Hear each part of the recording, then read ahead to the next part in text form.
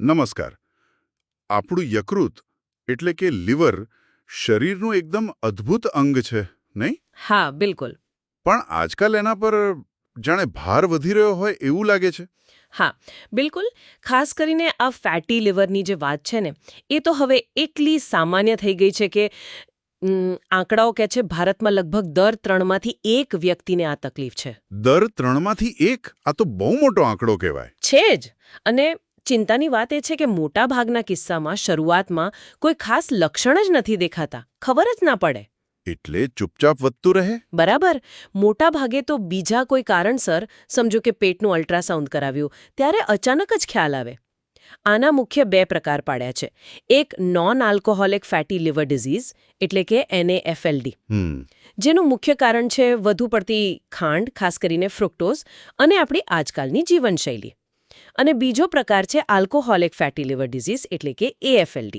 એ તો નામ પ્રમાણે જ વધુ પડતા દારૂના સેવનથી થાય છે. અને આ સ્થિતિ જો લાંબો સમય રહે તો ગંભીર પણ બની શકે છે, નહીં? પેલું લીવરમાં સોજો આવો કે પછી ફાઇબ્રોસિસ, સિરોસિસ. હા, એ સ્ટેજ સુધી પહોંચી શકે છે. NASH એટલે સોજો, ફાઇબ્રોસિસ એટલે લીવરમાં ડાઘ પડવા માંડે, અને સિરોસિસ એટલે લીવર એકદમ ખરાબ થઈ જાય.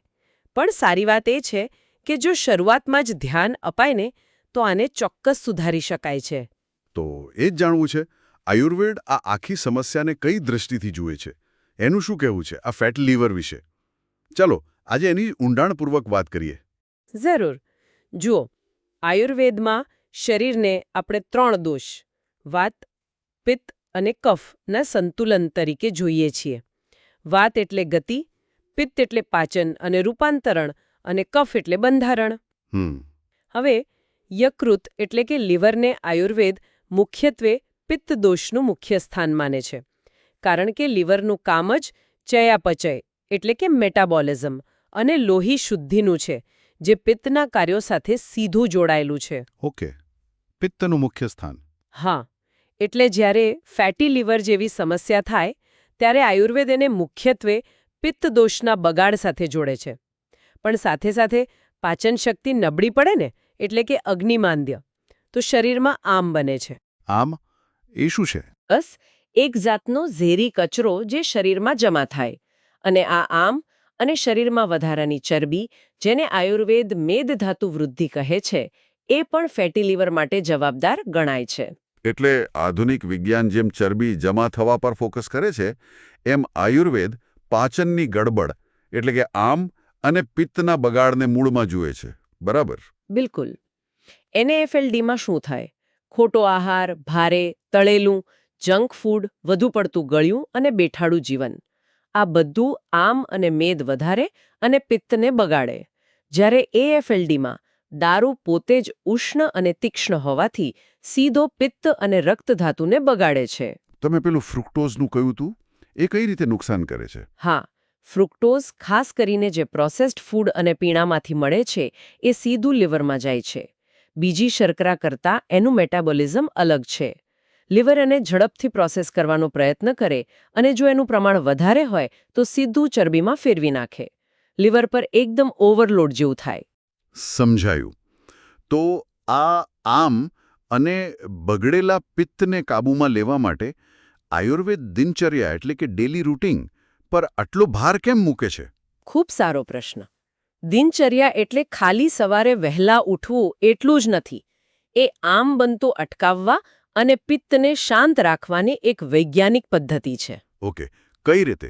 જેમ કે નિયમિત સવારે ચાલવું કે યોગ કરવાથી પાચન શક્તિ એટલે કે અગ્નિ પ્રદીપ્ત થાય છે. સારો અગ્નિ હોય તો આમ ઓછું બને. ભૂખ કરતાં વધુ ન ખાવું, રાત્રે બહુ મોડા ન જમવું, આ બધું લીવરને આરામ આપે છે. પૂરતી ઊંઘ અને સ્ટ્રેસ મેનેજમેન્ટ પણ એટલું જ જરૂરી છે. એનાથી પિત્ત શાંત રહે છે. એટલે આ નાની નાની લાગતી આદતો સીધી લીવરના સ્વાસ્થ્ય પર અસર કરે છે. અને હા, વજન ઘટાડવું, ખાસ કરીને જો વજન વધારે હોય તો 5-7% જેટલું પણ એ ખૂબ ફાયદો કરે છે. કોઈ એવી એકદમ સરળ, ઘરે જ અપનાવી શકાય એવી ટીપ ખરી કે જે લીવરને મદદ કરે? રોજિંદા જીવનમાં સરળતાથી થઈ શકે એવી. ચોક્કસ. એક સાવ સાદી પણ અસરકારક આદત છે નિયમિતપણે નવશેકું ગરમ પાણી પીવું. ગરમ પાણી. હા, નવશેકું. આ પાચન સુધારે છે અને શરીરમાંથી આમ એટલે કે ઝેરી તત્વોને બહાર કાઢવામાં મદદ કરે છે. જાણે શરીરની અંદરની સફાઈ થતી હોય એમ સમજો. સરસ. બીજું કંઈ? બીજું, ભોજનમાં કડવો રસ ઉમેરવો, જેમ કે કારેલા, મેથી, લીમડો. કડવો સ્વાદ કુદરતી રીતે પિત્તને શાંત કરે છે અને લીવરને ડિટોક્સિફાય કરવામાં મદદ કરે છે. કદાચ રોજ કારેલા ન ભાવે, પણ અઠવાડિયામાં 1-2 વાર કોઈ કડવી ભાજી કે મેથી દાણાનો ઉપયોગ કરી શકાય. બરાબર. અને સૌથી અગત્યનું, તળેલું, આથાવાળું, પ્રોસેસ્ડ ફૂડ, મેંદો અને ખાસ કરીને વધારે ખાંટવાળા પીણા, આ બધું બને એટલું ઓછું કરવું. એનાથી લીવર પરનો બોજ ઘટે છે. તો આજની આપણી ચર્ચાનો સાર એ નીકળે છે કે ફેટી લીવર ખાલી લીવરમાં ચરબી જમા થવાની વાત નથી. આયુર્વેદ એને પાચન, ચયાપચય અને શરીરમાં જમા થતા ઝેરી તત્વો સાથે જોડીને જુએ છે. બિલકુલ. આયુર્વેદ એને પિત્ત દોષ, રક્તધાતુ, આમ અને મેદ ધાતુના અસંતુલનનું પરિણામ માને છે. અને એટલે જ એની સારવારમાં માત્ર દવાઓ નહીં, પણ આહારમાં ફેરફાર, પથ્ય અપથ્ય, જીવનશૈલીમાં સુધારો અને જરૂર જણાય તો નિષ્ણાતની સલાહ મુજબ ભૂમિયામલકી, કુટકી, પુનર્નવા જેવી વનસ્પતિઓ અને ક્યારેક વિરેચન જેવા પંચકર્મનો પણ ઉપયોગ સૂચવે છે. સૌથી મહત્વનું એ છે કે જો ફેટી લીવરનું નિદાન થયું હોય તો એને હળવાશથી ન લેવું અને કોઈ સારા વૈદ્ય કે ડોક્ટરની સલાહ ચોક્કસ લેવી. ખૂબ સરસ માહિતી મળી. આશા છે કે લીવરના સ્વાસ્થ્ય અને આયુર્વેદના આ દૃષ્ટિકોણ વિશેની આપણી આ વાતચીત શ્રોતાઓને ઉપયોગી નીવડશે અને એમને પોતાના સ્વાસ્થ્ય પ્રત્યે વધુ સજાગ બનાવશે. ચોક્કસ. સ્વસ્થ રહો અને સાચી માહિતી મેળવતા રહો. આપણે ફરી મળીશું આવતા અઠવાડિયે એક નવા વિષય પર આવી જ રસપ્રદ ચર્ચા સાથે. ત્યાં સુધી આવજો. આવજો.